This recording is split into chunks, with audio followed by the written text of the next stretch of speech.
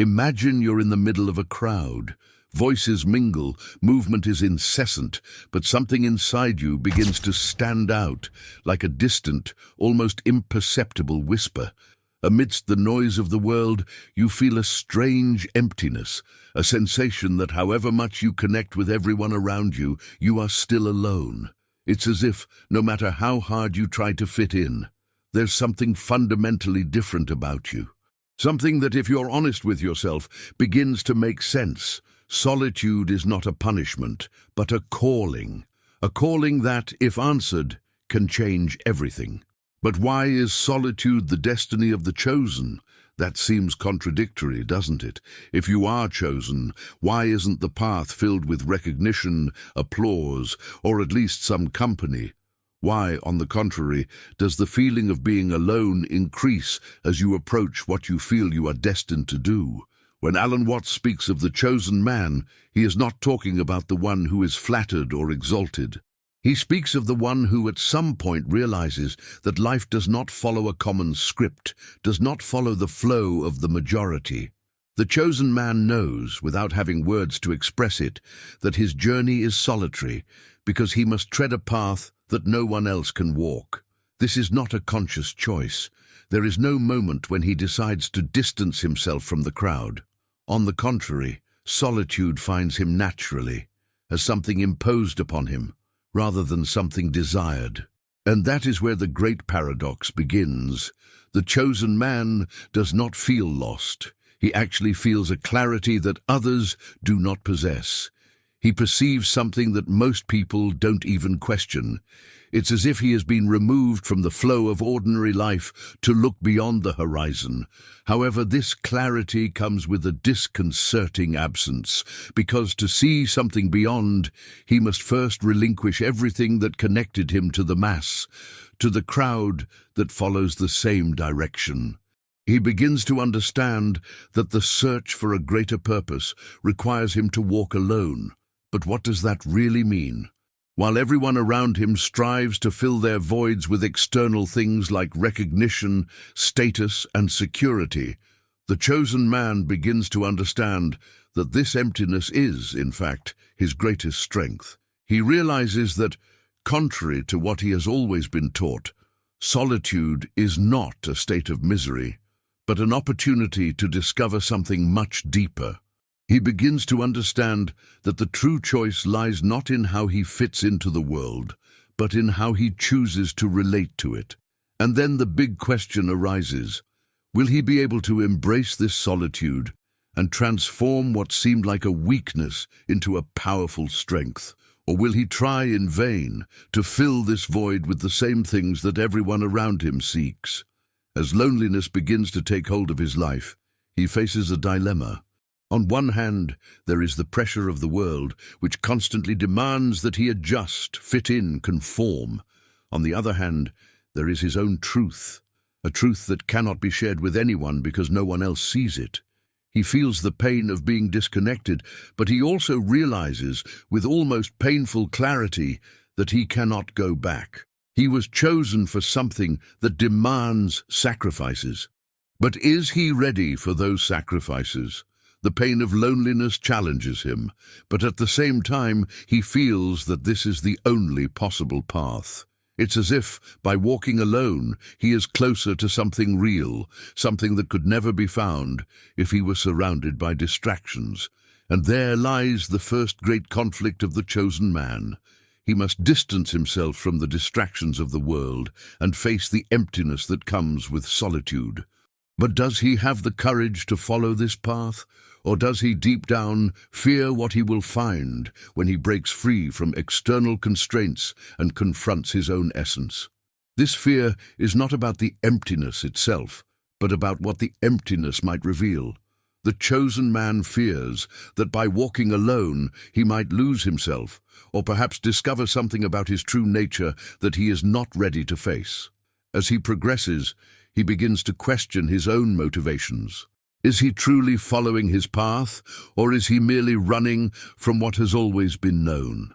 Loneliness brings these questions to the surface, and he finds himself forced to confront his own insecurities and fears. He knows that to find his true identity, he will have to abandon the masks he has always worn, the identities imposed by society and the culture around him. And as this happens, he feels the pain of detachment, the pain of losing what he thought was part of himself. But paradoxically, it is in this process of loss that he begins to rediscover himself, because in losing the world around him, he gains the universe within. At this moment, he faces a disconcerting truth. He is not truly alone. What seemed like loneliness was, in fact, a profound process of connecting with himself, but he doesn't know this yet. Loneliness, in its initial stages, is a painful lesson that demands total surrender from him. He wonders, could the path of solitude not, in fact, be the path to true freedom? What he is leaving behind by walking alone is precisely what limited him, what prevented him from finding himself.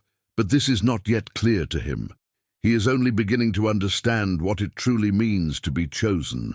The solitude that has chosen him is, in fact, a preparation. He is being molded for something greater, but he cannot see it yet. His journey is only the beginning, and what lies ahead will challenge him in ways he cannot yet imagine. The greatest challenge will be understanding that, by accepting solitude, he is actually taking the first step towards true connection. But first of all, he needs to face the fear of walking alone. What will he discover at the end of this path? The answer lies ahead, but he still needs to move forward without knowing for sure where it will lead him. Throughout life, many of us reach a point where, silently, we begin to question the routine we follow. We arrive at a phase where the certainties of the past begin to fade, and the answers that once seemed clear no longer make as much sense. For many men and women between 40 and 60 years old, this moment is inevitable. Material achievements, professional success, the effort to build a family or maintain relationships, all of this begins to seem, in some way, incomplete. It is at this point that the call of solitude often becomes more present, not as a burden, but as an opportunity. The opportunity to stop, reflect, and understand what, after all, has given meaning to our journey. You, who are now at this stage of life, may have wondered, have I lived for others and not for myself until now? Perhaps you've wondered if your sacrifices in the name of stability, of a comfortable life for your children or family, were worthwhile. Or maybe you felt like you were living someone else's life, always chasing external expectations and neglecting what truly resonates within you. The weight of responsibility, social and family pressures may have silenced your own voice for so long. But what if the moment to stop and look inward had arrived? What if it were possible to discover a deeper, truer purpose to guide the next steps on this journey?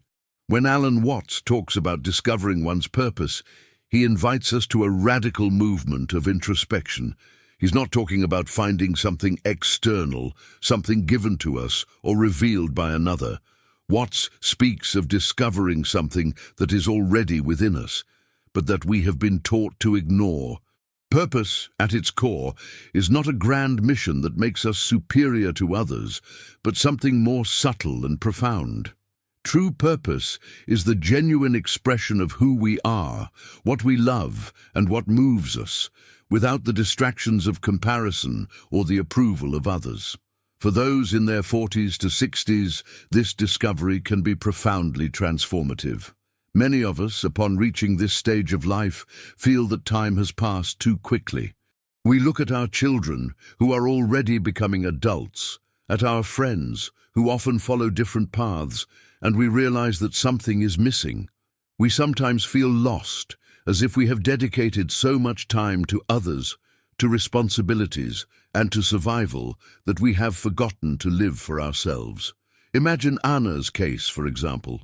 She spent her entire adult life working hard, first to build her career, then to support her family. Her children grew up, left home, and her marriage, over time, lost its intensity. Anna, at 50, begins to find herself alone. What to do now, when the focus of her life, until that moment, was taking care of everyone around her? At first, she feels enormous anguish. The routine that for so many years kept her busy and secure now seems empty. What is missing in her life? What does she truly want for herself? The answer comes slowly, like a timid flame that begins to ignite. Anna realizes that throughout her life she has often been the caregiver, the provider, the responsible one.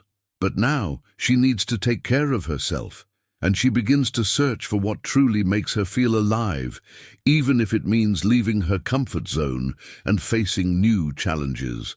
As challenging as it may seem, this moment of introspection and rediscovery is not a point of crisis, but an opportunity for growth. Instead of clinging to old definitions of success, Anna begins to understand that her purpose lies not in yet another external achievement, but in reconnecting with herself. She begins to realize that deep down, she always wanted to write.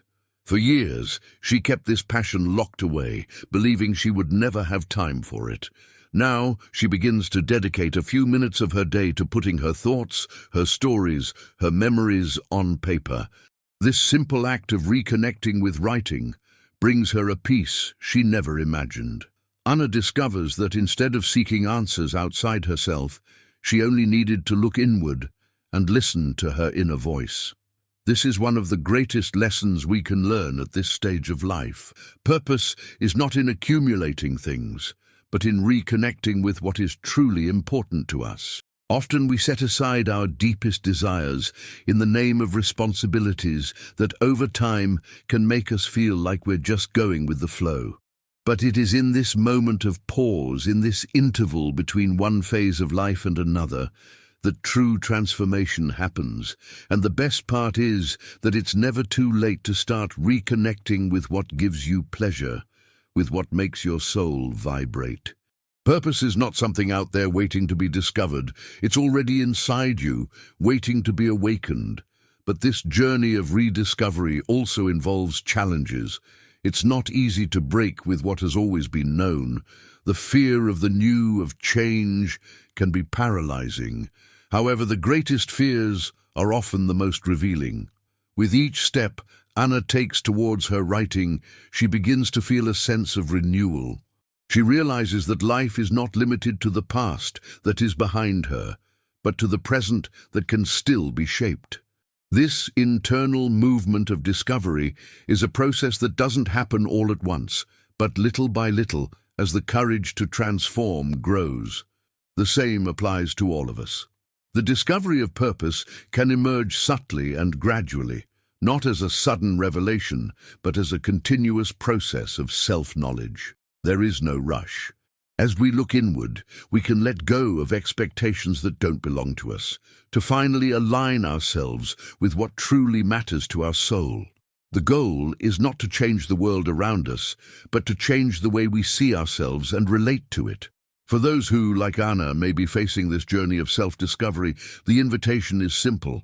Allow yourself to stop, allow yourself to feel, allow yourself to question what has given meaning to your life until now. There is nothing wrong with searching for something more. Purpose is not a final destination, but a journey of constant connection with oneself. And, as with all great transformations, true freedom begins when we allow ourselves to be who we are, without the masks that life has imposed on us over the years. As you move forward, you may also feel challenged to look at what you truly desire. And don't be afraid of that. The purpose, perhaps, is simpler than it seems. It's to be true to yourself. And in doing so, you will find a new kind of strength. When you begin to look within yourself, when you decide to truly listen to the voice that has been muffled for so long, life suddenly seems to become clearer. Or at least it should, shouldn't it? The paradox arises at this moment of self-knowledge. After all, how is it possible that, in seeking the truth about who we are, the world around us seems so contradictory. The truth is, the closer we get to our essence, the further we move away from the expectations of others. The internal conflict arises when we are confronted with the decision to live our truth or to bow to the conventions that have been imposed upon us. Have you ever found yourself in the middle of a conversation with someone and felt like you were just saying what the person wanted to hear? Or worse, perhaps you did something at work, in your personal life, simply because it was expected, not because you truly wanted to. For many, the pressure to conform to external expectations begins to intensify precisely when a person starts to disconnect from what has always been expected of them. The chosen man or woman, as they discover their purpose, begins to question the norms they previously followed naturally.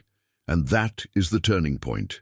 It is the moment when the real struggle begins, a battle between authenticity and conformity, between what we truly desire and what we have been taught to want. The truth is that this conflict doesn't just arise from the outside, but mainly from within ourselves. And how do we deal with it? How do we reconcile the person you've been with the person who is emerging, that being who begins to break free from the chains of conformity? The identity clash is real, and it can be disconcerting, even painful.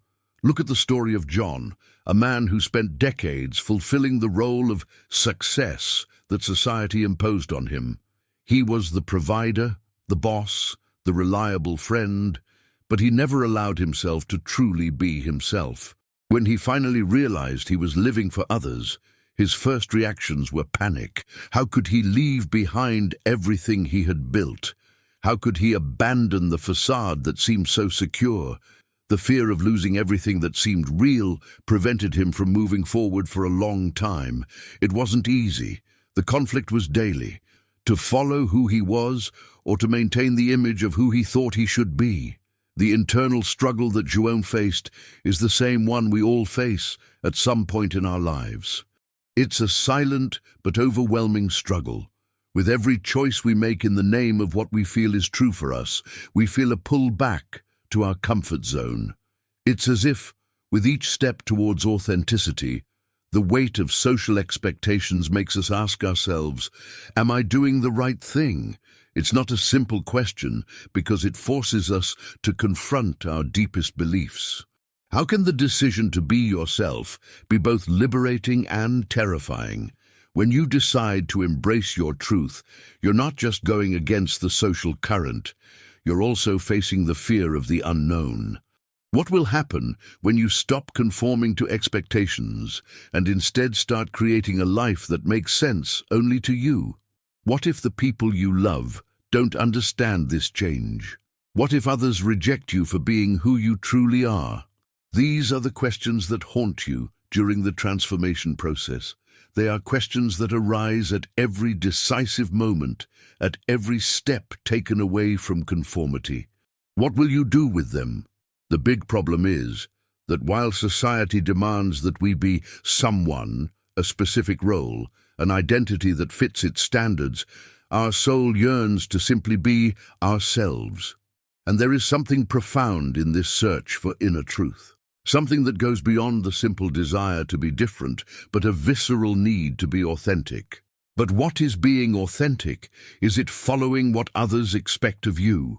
Or is it allowing yourself to be vulnerable and at the same time courageous enough to live according to your own vision of life, however much it goes against conventions?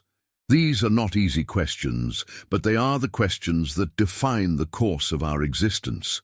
However, when facing this conflict, you begin to realize that fear and insecurity are not, in fact, obstacles, but signs that you are on the right path. Because, at some level, fear is telling us that something important is happening. It's telling us that we are breaking down internal barriers we never knew existed. And that's where the key to change lies. Realizing that fear is not something to be avoided, but something to be understood. It will not paralyze us unless we allow it to paralyze us. Fear teaches us about ourselves and what we still need to confront to reach our final destination. True transformation, therefore, is full of doubts, uncertainties, and tensions, but it doesn't happen without conflict. It cannot happen without confronting who we are and what life demands of us. And what life demands is something simple: truth. And perhaps that is the greatest internal struggle we face, understanding that to be who we truly are, we need to give up the idea of pleasing others. The search for authenticity goes against the desire for approval. It challenges us to be who we are, without apologizing. In the midst of this internal conflict, you begin to realize that the price of authenticity isn't necessarily the loss of the people around you, but the loss of the image you have of yourself, or the image others have of you.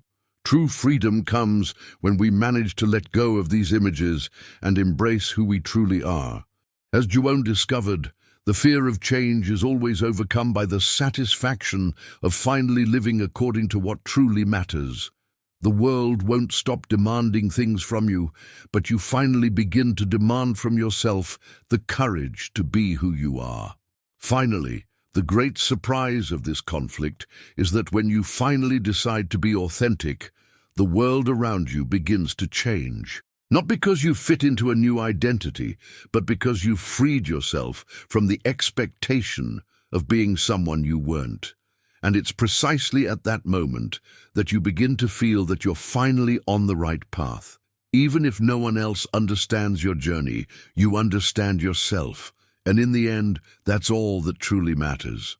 When faced with inner emptiness, with the loneliness imposed by life, or even consciously chosen, the first instinct is to want to fill that space with something.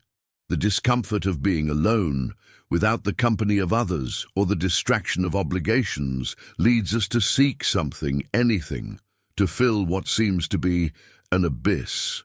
But what happens when, instead of trying to fill this void, we decide to simply observe it? What happens when we look at loneliness not as a flaw or a gap, but as an opportunity?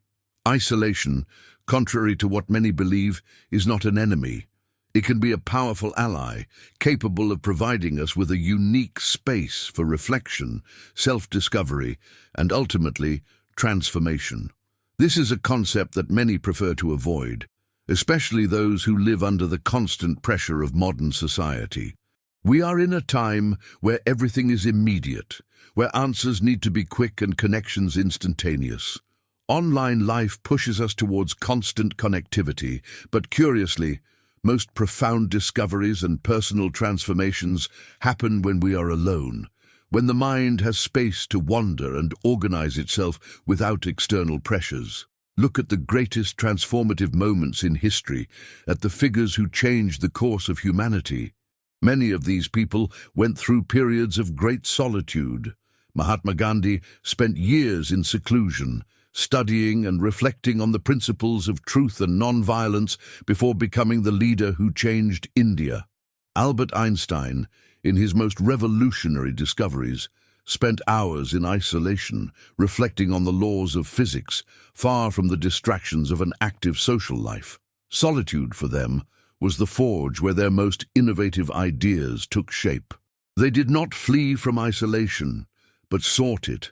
And this search for solitude is not a phenomenon isolated to geniuses or historical figures.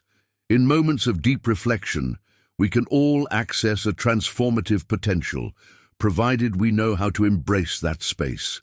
When you look at your own life and reflect on the most decisive moments, can you see that many of them happened during periods of solitude? Perhaps you isolated yourself in a short pause, unintentionally, in a moment of silence, when the noise of the world seemed distant, and suddenly you found a clarity you never had before. Many of the answers we seek are not in the noise of conversations or the advice of others, but in the subtext of the silence offered to us. However, it is difficult for most of us to perceive this immediately. The mind, so accustomed to the constant noise of daily life, resists silence. But what happens when we finally decide to stop, when we manage to tolerate the emptiness and wait for something to emerge, something unexpected but profoundly revealing? Camilla's story, for example, reveals a process of transformation that began with isolation. Camilla had always been a sociable person, very involved with the lives of others and the world around her. But at 45, after a painful divorce and her children leaving home, she found herself alone for the first time. In the first few months, she tried to fill the void with new activities, travel, and even an attempt at a new relationship, but nothing seemed to work. There was something deep inside her that she couldn't understand. It was then, after much reluctance, that she decided she needed time for herself. She retreated to a small chalet in the countryside, alone, without friends or family nearby. During her days of isolation, something unusual happened. At first, she felt a constant discomfort, a feeling of not knowing what to do with her time. But soon, this feeling was replaced by a moment of clarity. Camilla realized that her life up to that point had been filled with everything that others expected of her. She was always chasing after the approval of others, whether at work, in personal relationships, or even in small everyday gestures. In the silence, she discovered a part of herself that had long been forgotten. Solitude, which once seemed like a punishment, became fertile ground for transformation. Camilla finally understood that the emptiness she felt was not something to be feared, but something to be explored. She recognized that by isolating herself, she was actually connecting with something much deeper, with her own essence. This experience of solitude was not about running away from something, but about confronting the truth of who she really was. She allowed herself to stop, reflect, and in doing so, she rediscovered herself. By abandoning what no longer served her, she began to rebuild her life around a more solid foundation, built with what truly mattered to her. This transformation, which seems distant to many, is more accessible than we imagine. Isolation is a powerful tool for self-discovery. But how can we use it most effectively? First, it's important to understand that it's not about a complete withdrawal from the world, but a momentary retreat where we can look inward without the constant pressure of pleasing or meeting external expectations. When we have this space, something profound begins to happen. The mind, finally silent, begins to reorganize itself. Feelings and thoughts that were previously adrift begin to fall into place, and the truth about who we are emerges, often in a clear and simple way. According to neuroscience studies, the human brain benefits immensely from silence and introspection. The renowned researcher John Cacioppo, in his study on solitude, discovered that the deprivation of social stimuli for a period can accelerate the process of self-knowledge and creativity. This occurs because, without external influences, the brain begins to make deeper connections, searching within itself for answers that are often unnoticed when we are immersed in daily life. But what to do when isolation seems, in fact, unbearable? The trick is to learn to embrace the discomfort. The emptiness we feel, instead of being a sign of loss, is a sign of potential. Isolation is fertile ground where we can plant new seeds, seeds of courage, self-understanding, and transformation. But for these seeds to germinate, we need patience and an openness to the new. This doesn't mean that solitude is easy or that the transformation process happens without pain. But it is through discomfort that true change happens. When we allow ourselves to be alone, when we resist the temptation to fill the void with distractions, something new begins to emerge, and this new can be more powerful than we imagine. Ultimately, isolation as a transformative force is not about being isolated from the world, but about being able to be at peace with oneself. When we allow ourselves to connect with our own solitude, we find fertile ground for personal growth. Instead of fearing it, we should learn to use solitude as a means of connecting more deeply with our truth and our inner needs. It is not an abandonment of life, but a return to it with greater clarity and purpose. And in doing so, we not only transform ourselves, but we can also more genuinely impact the world around us. We have reached the end of this journey, but in truth, we are only just beginning. As we move through solitude, confront our inner truths, and accept isolation as a tool for transformation, a new horizon opens before us. The path that seemed arduous and full of doubts begins to take on clearer contours. It is not an end, but a new phase. And like every new phase in life, it demands a new perspective, new attitudes, and above all, new decisions. What will define our future is not what has happened to us until now, but what we do from now on.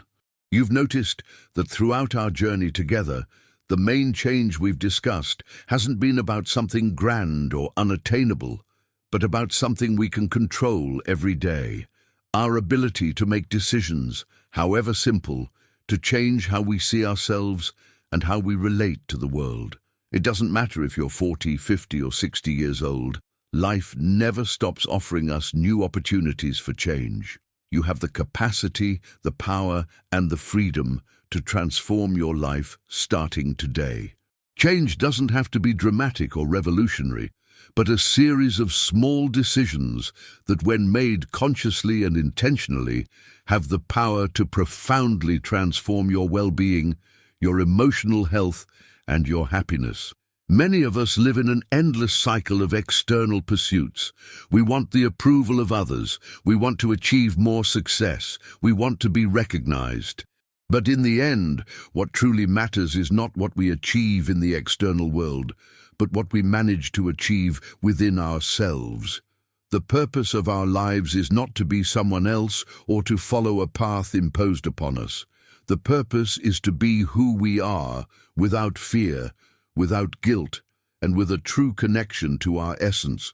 The man or woman who manages to align with this, who manages to live according to what they truly desire, is someone who finds freedom. And this freedom is the key to a fuller and more satisfying life. But how do you take those first steps? How do you move from theory to putting everything we've discussed into practice? The answer is simple. Start small. Don't expect big changes to happen overnight, but know that every small step is a victory. If you're at the beginning of this journey, here are some practical suggestions you can start implementing today. First, set aside some time each day to be with yourself. It can be just 10 minutes at first. During this time, be silent. Don't look for external answers, but simply breathe and observe your thoughts. Solitude doesn't have to be a punishment, but an opportunity for connection with yourself. Gradually, you will learn to tolerate silence and use it as a tool for clarity and introspection. Secondly, identify the fears that arise when you think about change. Fear of not being accepted, fear of failure, fear of what others will think. Acknowledge these fears, but don't let them define your choices. Ask yourself, what do I really want for myself? What are the things that make me feel alive? Answering these questions honestly will help you find a more authentic path, one that only you can walk. Third, make choices that fuel your energy and well-being. If you feel exhausted, stressed, or disconnected, start looking for activities that bring you pleasure and relaxation. This could be a walk, practicing a physical activity you enjoy, reading a book that sparks your interest, or even rediscovering a hobby you've neglected. Sometimes we get so lost in our responsibilities that we forget to take care of our mental and physical health. Prioritizing these moments of self-care is fundamental for you to have the energy needed to live life to the fullest. Fourth, be kind to yourself. Transformation isn't a race, but a walk. You may have moments of doubt, failures, and restarts. That's normal. The important thing is not to blame yourself for mistakes, but to use them as learning experiences. Every step, whether forward or backward, is part of the process. What matters is that you are moving towards something more authentic and true to yourself. Finally, don't be afraid to surround yourself with people who are on the same journey as you. This can be done in various ways, whether in support groups, online communities, or even in face-to-face meetings.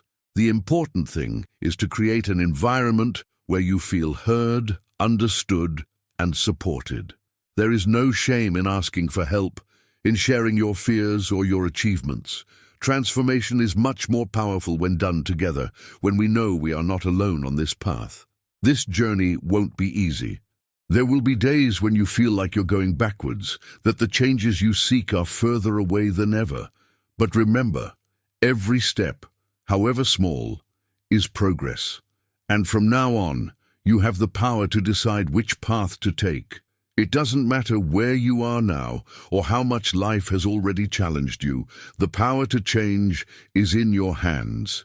You are capable of creating a life more aligned with who you truly are, a life with more freedom, energy, and well-being. And for this, you are not alone. If you are watching this video and identified with what was shared, I invite you to take an important step now. Subscribe to the channel, like the video, and share your questions, experiences, or even challenges in the comments. I know that many of you may have gone through difficult and reflective moments, and sharing this can be a first step towards transformation. If you prefer, you can share anonymously. Here we want to create a supportive community where everyone can support each other, learn together, and transform. Every comment, every interaction helps build this support network that we all need, no matter what the future holds. The important thing is that together we can face the challenges with more courage and clarity. You've already taken the first step. Now it's time to continue. We are here to walk this path with you.